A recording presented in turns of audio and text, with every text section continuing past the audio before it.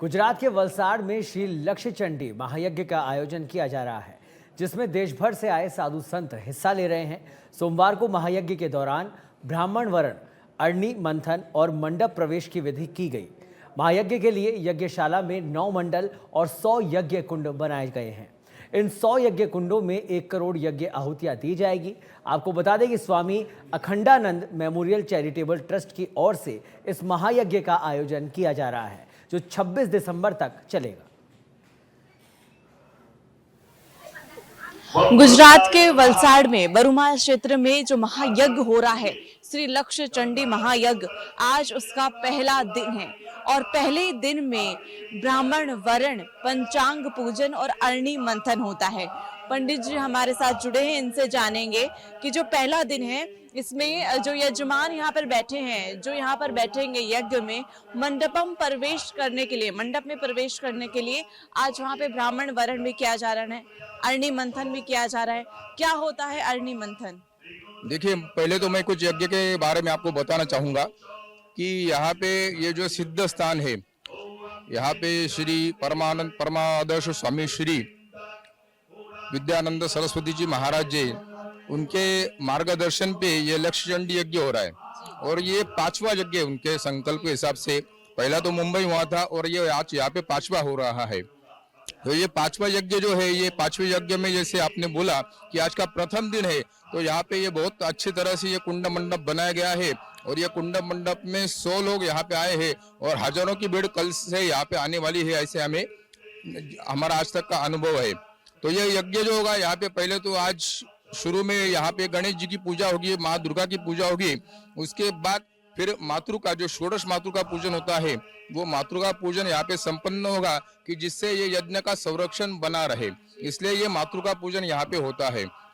ये होने के बाद फिर यहाँ पे जो वैदिक भारत के अनेक जो जिले है, डिस्ट्रिक्ट है, वहां से अलग अलग स्थानों से यहाँ पे वैदिक पधारे है, जिसमें यजुर्वेद के वैदिक भी है, अथर्ववेद के भी है, सामवेद के भी है और उसके अलावा बाकी वेदों के भी यहाँ पे बहुत सारे वैदिक यहाँ पे पधारे हैं।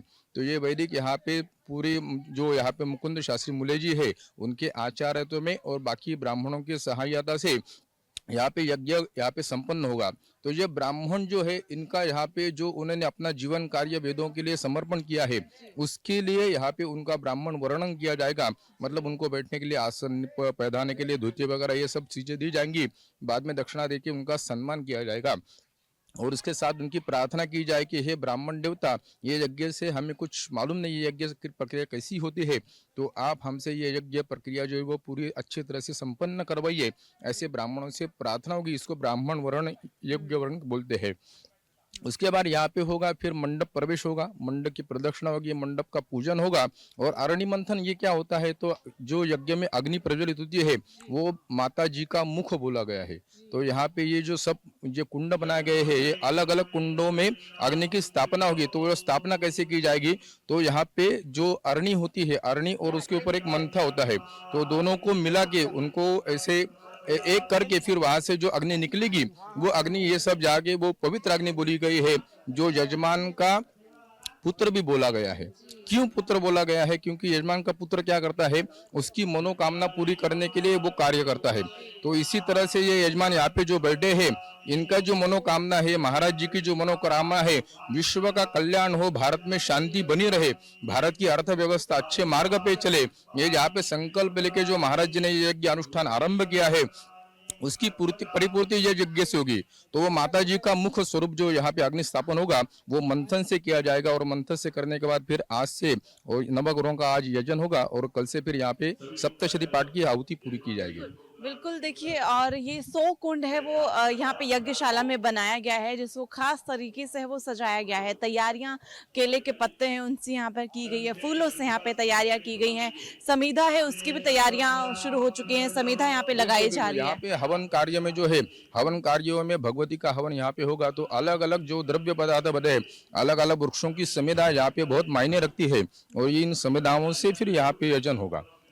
उसके साथ हवन का जो सामग्री होता है वो घी भी है, तो वो घी अग्नि प्रज्वाले के लिए वहाँ पे यूज किया जाएगा और उसके साथ साकल्य करके होता है, वो उसमें जो तिल होता है, फिर बाकी की चीजें उसमें मिलाई जाएंगी और इसके द्वारा ये हवन प्रक्रिया संपन्न की जाएगी। देखिए, और यहाँ पे 9 मंडल है वो भी बनाए गए हैं, 100 कुंड है वो यहाँ पे सजाए गए हैं, और 100 कुंड में यहाँ पर है जो यजमान बैठेंगे। गौरी तिलक मंडल बोलते हैं। ये गौरी तिलक मंडल में भगवती की और उनके परिवार की स्थापना की जाती है। तो ये अलग से मंडल है, और ये भारत भर में कहीं भी यज्ञ हो तो उसमें हर जगह पे नहीं बनाया जाता। ये अलग से यहाँ पे ये गौरी तिलक मंडल बनाया गया है। ये विशेष करके भगवती की कृपा आशीर्वाद संपन्न करने के लिए ये बना गया है। ऐसा क्या खास ये गौरी तिलक मतलब गौरी मतलब माता, गौरी मतलब शंकर जी की पत्नी। तो ये पत्नी जी का जो है उनका परिवार है, ये सब भगवती का परिवार यहाँ पे स्थापन होगा और उसके ऊपर भगवती विराजमान होंगी, इसलिए ये गौरी तिलक मंडल यहाँ पे बनाया गया है। जी बिल्कुल। और जो 9 मंडल बनाए गए हैं इनमें अलग अलग है, माता के स्थापना, देवी की स्थापना है। वहाँ पे जो मंडल बनाया गया है वो वारु मंडल बोला गया है। उसके बाजू में जो बनाया गया है वहाँ पे वो ग्रह मंडल है। मैं आपको दिखा देता हूँ। जी बिल्कुल, देखिए 9 मंडल है वो यहाँ पर बनाए गए हैं। हम आपको सभी के दर्शन है वो करवा देते हैं कि 9 मंडल में जो मेन मंडल है वो हमने दिखाया है, जो भगवती जो मंडल है, गौरी मंडल है, जो मेन मंडल माना जाता है, जिसमें यहाँ पर भगवती जो माता हैं, जो गौरी माता हैं, उनके परिवार के साथ वो यहाँ पे स्थापित यहाँ पर किया जाएगा। तो ये दूसरा मंडल है, आप देख सकते हैं कि क्योंकि ये श्री लक्ष्य चंडी महायज्ञ है, और श्री लक्ष्य चंडी महायज्ञ में माता का रूप है वो यहाँ पर दिया गया है, और अलग अलग मंडल में अलग अलग माता के रूप स्वरूप हैं वो यहाँ पर दर्शाए गए हैं। और यज्ञशाला में एक अनुभव है वो शांति का आप कर सकते हैं। यज्ञशाला में है वो सजावट है वो अलग ही प्रकृति की चीज़ों से यहाँ पर की गई है।